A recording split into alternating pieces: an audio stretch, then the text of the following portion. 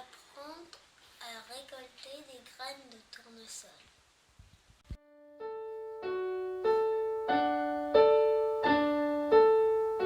On va d'abord enlever toutes les feuilles. Allez.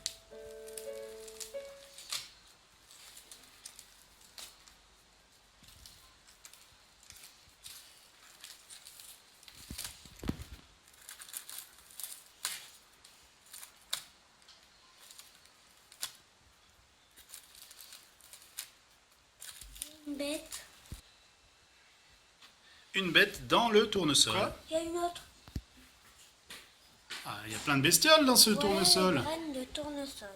Et on va maintenant toutes les enlever. Tiens le tournesol d'une main et je les enlève sur la table.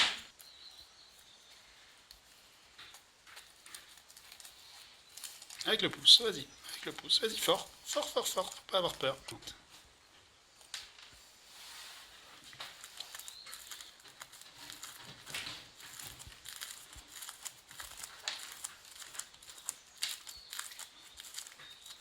Avec le pouce, on fait tomber, regarde comment ça fait.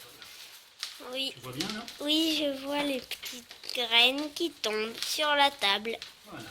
Et là, comme ça, on va très vite récupérer toutes les graines du tournesol. On va en faire quoi après? Après, Oui. eh ben, on va s'en servir soit pour les manger, soit pour en faire des graines pour l'année prochaine. Parce que l'année prochaine, on va faire une jolie allée de tournesol. Donc on va utiliser ces graines.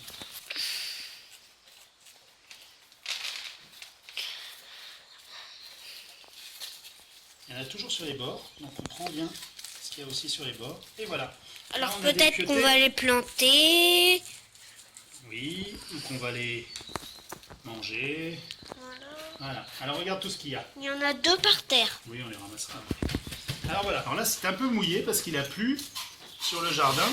Et donc, c'est pas terrible. Par contre, quand c'est bien sec, en fait, il suffit de souffler et on enlève les feuilles.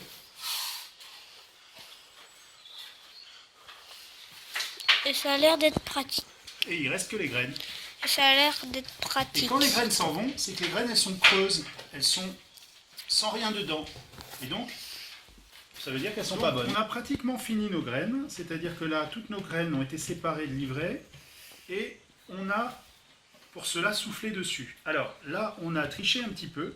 Parce que j'ai ramené toutes les graines. Et ce qui se passe, c'est quand on souffle dessus, parfois, il y a des graines qui viennent avec le souffle.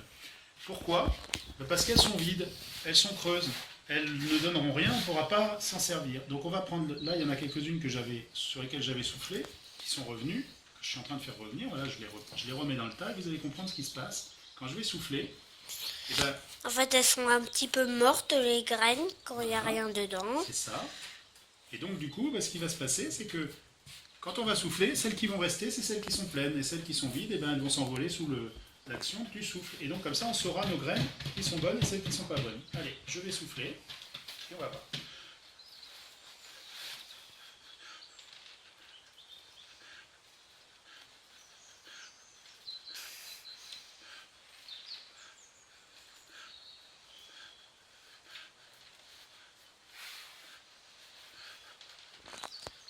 Donc celles-là, on ne sait pas, peut-être elles sont bonnes, mais en tout cas, toutes celles qui sont au-dessus, là, elles sont... Ah, celle-là est bonne quand même, donc il faut quand même vérifier, mais voilà, celle-là, elle est vide.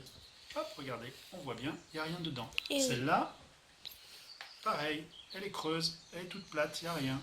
Celle-là, pareil, elle est vide. Celle-là est pleine par contre. Ah non, elle n'est pas pleine. Elle a l'air pleine, mais elle est vide aussi. Donc quand on appuie dessus, il n'y a rien. Là aussi, c'est vide. Quand on appuie dessus, on s'aperçoit qu'on les écrase avec le doigt. Alors que si je prends une comme ça, là par contre, je peux appuyer, ça ne bouge pas. Si avant-dernière étape, avant de mettre en sachet, on laisse sécher un peu les graines. Là en particulier, il avait plu juste avant, donc on va les laisser pendant 2 ou 3 jours à l'air libre dans l'appartement. Et ainsi, les graines finiront de sécher avant qu'on les mette dans les sachets. Tu peux me faire un sachet? Je crois que ça peut peser au moins 100 kilos. 100 kilos? Peut-être. Ah, on a 60 grammes. 60 grammes de graines. 60 Voilà, grammes. ceci est une feuille A4. Et donc nous allons nous servir de cette feuille pour faire un sachet de graines. Je te laisse filmer. Alors on fait des trucs très simples. Surtout sur les grosses graines, on n'a pas besoin de trop se compliquer la vie.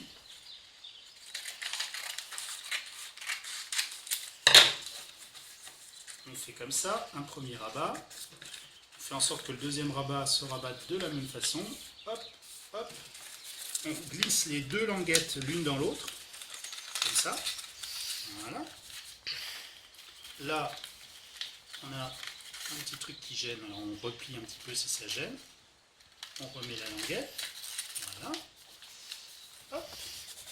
Et donc ici, on a un petit sachet. Alors si on regarde là, évidemment on ne va pas mettre nos graines là parce que c'est un trou. Par contre Oui. à l'intérieur ici, là, on a une petite cachette pour nos graines. Eh oui. Et donc on prend nos graines. Alors on ne va pas pouvoir tout mettre parce que le sachet n'est pas très grand. Mhm. Parce que ce n'est pas une feuille énorme. Voilà. Donc ça va aller à peu près. On va faire comme ça. Il y en a peut-être un peu trop. On va en enlever encore un peu. Hop, voilà. Donc tout est évidemment totalement artisanal. Mais ça ira très bien. On fait comme ça. On fait comme ça. On rabat le truc. Donc là, dans une logique de conservation des graines pour l'année prochaine, on va avoir plein de graines super utiles. Ici, on n'a plus qu'à rajouter graines de tournesol.